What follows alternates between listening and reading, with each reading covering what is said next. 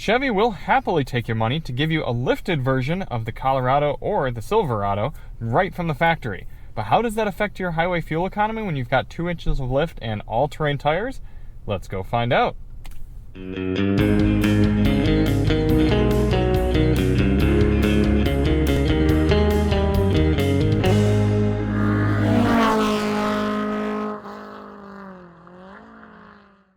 Hey everybody, it's Charlie from Daily Motor. And today we've got the real-world highway fuel economy test on the 2023 Chevy Colorado Trail Boss. In this video, we're going to head out on the highway and do 50 miles out and 50 miles back, averaging 70 miles per hour, to get you a realistic highway fuel economy number for this mid-sized truck. Before we get started, let's hop out and take a look at it. Rocking an entirely new engine because it is an entirely new generation of truck. The third generation of the Chevy Colorado here. Sporting the 2.7 liter 4-cylinder engine in all trims. This Trail Boss version gives you the mid-level engine, so it doesn't make quite as much torque as what you get in something like the ZR2, but it gives you more power and torque than you'd get from one of the base work truck trims. If you do want to see more on the truck, check the link in the description. You can see we've gotten it quite dirty, climbing up some of the mountains out there. We're going to have a breakdown on the quite good infotainment system, little sound system test as well. Give you all those down below. So why do we do this test? Well, the EPA's highway fuel economy test, which gives this truck 21 miles per gallon, that test only averages 48 miles per hour. We know there are plenty of people who put a lot of miles on their trucks and would like to know what sort of numbers you can realistically expect here in the real world. So in order to test that out, we're going to head over to the gas station here, fill up, go out and do those 100 miles, come back, fill up at the same pump using the same 3-click fueling method, and get a result. A few things to note for today. Outside temperature is 79 degrees Fahrenheit, but that will drop throughout the test. Our tire pressures have been set to their door placard 35 psi cold. And there's no automatic climate control in this car, so we're going to run the climate at about mid-level temp and maybe 1 or 2 levels of fan. All right, let's hop out and fill it up. 9.076 gallons going in for our first fill. Kind of cool animation you can see coming up here on the screens when you get in the truck. That's fun. Before we actually start the engine, I'm going to put the truck in on mode here, which requires holding the start button for a while. I'm going to reset our GPS and the truck's trip computer, which requires going into the center screen over to trip, and then resetting trip 1 there. GPS reset, truck tripometer reset, climate control set. We're ready to begin.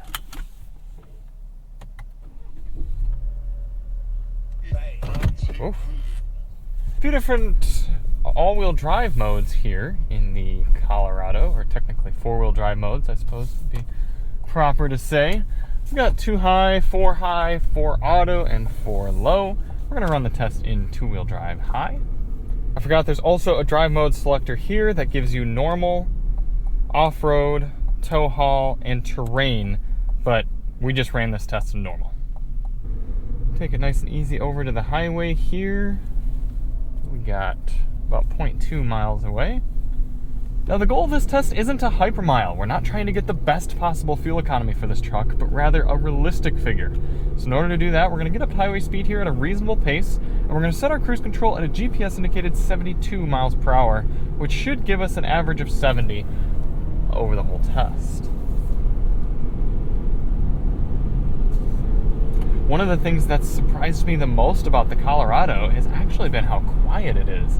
I've really been impressed with the lack of wind noise, road noise, engine noise, and even squeaks and rattles are remarkably absent. We did some fairly moderately intense off-roading yesterday, and you couldn't hear anything, no sort of annoying bump, squeaks, or rattles from in here, so kudos to Chevy on that. Disappointed to not see any sort of blind spot monitoring in this Trail Boss trim. Be a nice little something something. I know they gotta upcharge you for some things, but it's like, man, you get so used to that. Looks like our GPS is decently accurate. Might be reading about half a mile per hour high, but setting in at 72 should get us just about 72 over the test. Might bounce between 71 and 72. Looks like on the dash. But here, as you can see, you do hear a little bit of tire noise now, but this is pretty loud concrete highway. And it's it's just so quiet. Once the engine settles down, what sort of revs are we running here? Once the tachometer gets going. Look at that, at 72 miles per hour, we are running about 1,800 RPM. So really just trundling along. A lot of torque from this engine, so it can kind of get away with that. So we're going to continue on here with the rest of the test and catch up with you at the end. In the meantime, enjoy this time lapse of the entire trip.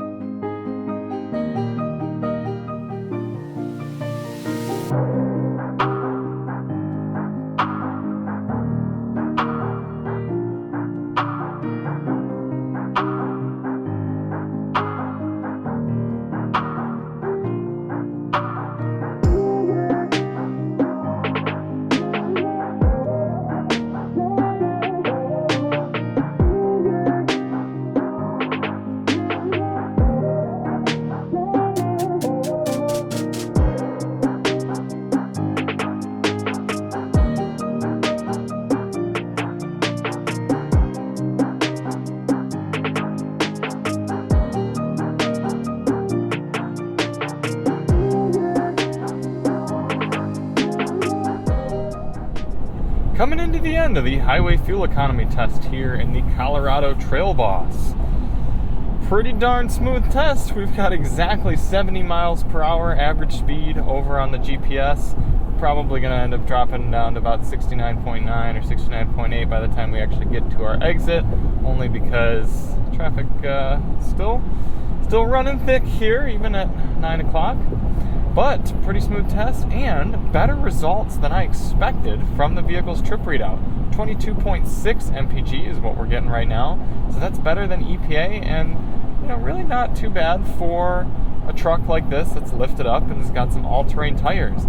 That means I bet you if you were running in just a standard WT trim, work truck trim here, you would probably see 24, 25 on the highway if you were driving just right. Maybe that's a tad optimistic, but still pretty good. Either way, we're going to verify those numbers by getting back to the pump here, filling up, calculating based on miles traveled, fuel used. But I think things are looking up for the Colorado. What's not great about it for highway driving is the seats. The seat bottoms are too thin. I noticed that within the first day or two of having the truck.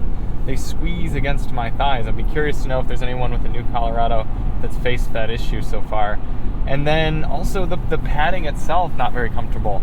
Most cars I can do these entire tests and just be a little bit like, yeah, I'm about ready to kind of get out of the seat feeling. No, this one I don't know if this car is going to have to merge here. You need to merge, don't you? Get out of the way. This car actually was even within the first half an hour or so of the test, I was like, I'm ready to be done sitting in this seat. So that's not a great sign for people who plan on doing a lot of driving in their Colorados. Also, these screens don't dim super well, so you can see, drop them all the way down, and they just get kind of a gray film over them, and apparently that's supposed to be dim. I mean, it does drop the brightness a good bit, but also it doesn't drop it all the way, so it's a bit frustrating. But we're going to get this back to the pump, maybe, goodness, and fill up and see what sort of result we get. 4.467 gallons is what we ended up putting in, so 100.1 miles traveled divided by 4.467 is giving us 22.4 miles per gallon, which is pretty darn accurate compared to the vehicle's trip computer. I think it was 22.6. Yep, 22.6 on the dash, 22.4 on the phone.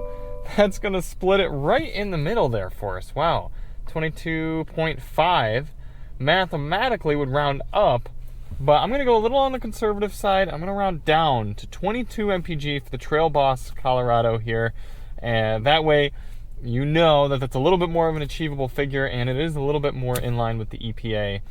So I think if you were just cruising out on an open highway with no traffic and any less ideal weather conditions, 22 is going to be a little bit more of a feasible number for you. But still, I did not expect to beat EPA with these tires and this lift. We've got a 21.4 gallon fuel tank in here, so 21.4 times 22 miles per gallon is giving you an effective highway cruising range of 470 miles here in the Colorado Trail Boss. So thank you all so much for watching. If you do want to see more on the Colorado, check the link in the description. Maybe not the best highway cruiser with these seats, but the motor and the transmission and the sound insulation definitely help make it a nice place to be. So we'll see you on the next one. I'm Charlie from Daily Motor, and as always, drive on.